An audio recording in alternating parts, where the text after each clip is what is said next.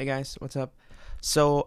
I recorded a full live mixing session for a beat I got sent over by Pegde. Sorry, I don't know how to pronounce it, but it got corrupted because OBS loves me like that. So I'm just gonna do a little walkthrough on what I did to the beat. Um, I did have parts and bits of the footage saved, but doesn't make sense for me to use them at all because it's no use that I'm trying to like adjust the compressor while telling you can you hear the difference while the audio just like completely cut out for no reason. So I'm just gonna do a quick walkthrough and yeah, hopefully it's of help for some of you. All right, so as you can see, I have the session pulled up already, and just a quick little thing. So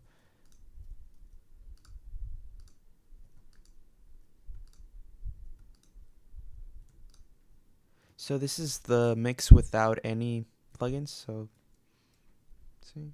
And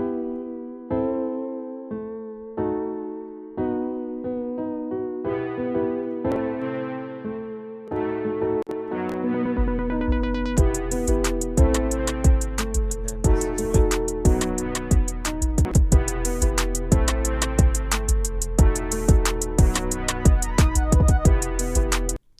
So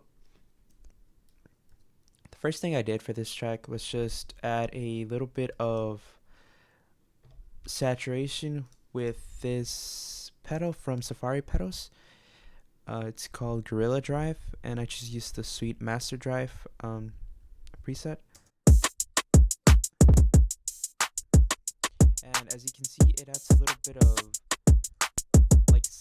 it like brings the drums forward and opens them up a bit.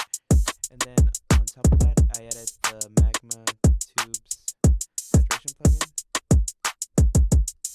just to get a little more kick, more kick from the drums. Then for the bass, the levels were fine. It's just it needed a little bit more presence. And so instead of EQing, I just added a compressor to really tighten down the low end so you can hear it.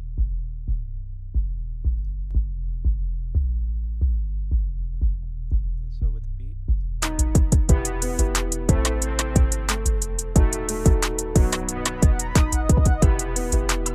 Without it, it kind of gets lost. Like it's there, but it gets lost. But with the compression, it's still a little bit behind the drum, so it doesn't overpower, but it's enough to like really give you that low end.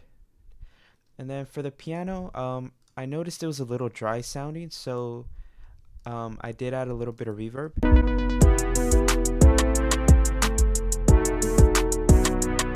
So for my reverbs, I like using the Valhalla Vintage Reverb. They have a good list, really good amount of presets on there. So, and I just used the default one because immediately I liked how it sounded. So, and I noticed it was very loose, so I added a compressor. And as you can see, it's not. It seems like it's a decent amount of compression, but if you look at the little meter right here, it's really not. It's like.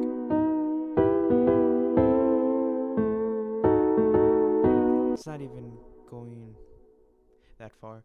So yeah, just a little bit of the CLA 2A, then a little bit of compression. EQ, and I cut out a little bit of that low end, so I think you could hear here. It's like a bit of an annoying frequency, so I just took that out and added a little bit of high end. I added that, and then a little more there. So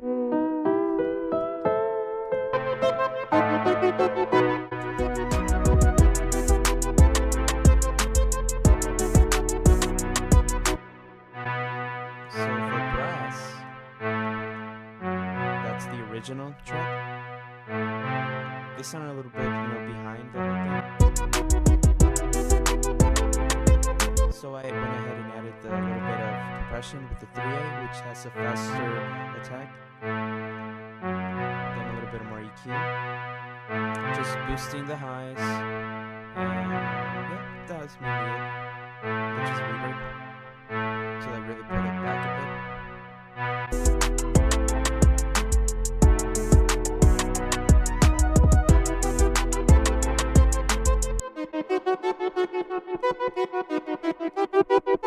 So for these synths, they were really dry, or at least for how this beat is going. So if I play it back to you,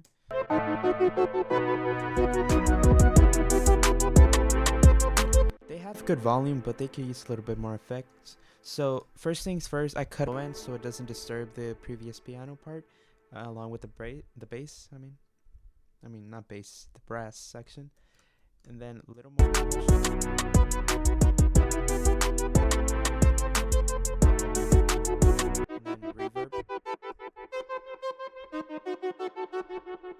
And so for the plugs, I really like this.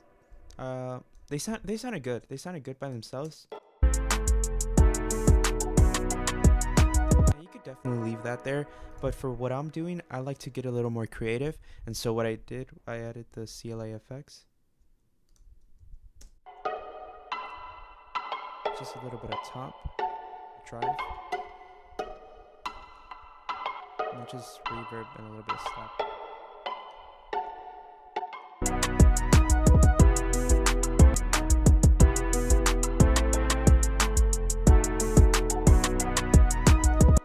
Then for the transitions, they don't need a lot of processing, so I just added like a little bit of reverb.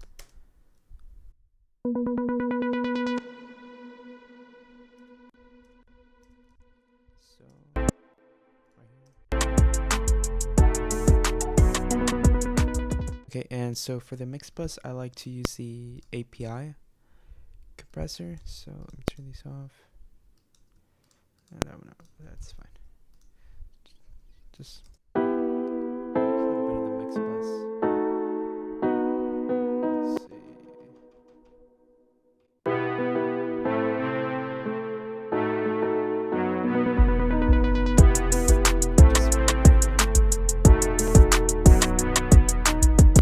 Then just the capital compressor from UA, Universal Audio, a little bit of Soothe to get rid of the clickiness from the hi-hat.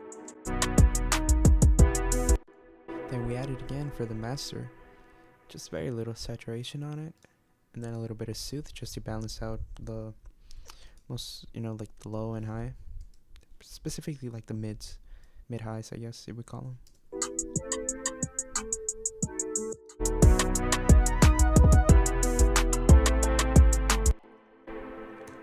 And yeah, that should be it for this track. I really enjoyed working with it. I really wish the original video hadn't gotten corrupt, because I went in more in depth into how I actually went into mixing this, but life happens, I guess. So I hope you liked this video. If you want to see more live, like an actual live mixing, I'll try to get a better setup, and so I could get that out for you guys. If you have any other recommendations as to like what to mix or like what kind of videos you would like, just feel free to comment. And yeah, I guess I'll see you next time. Thank you.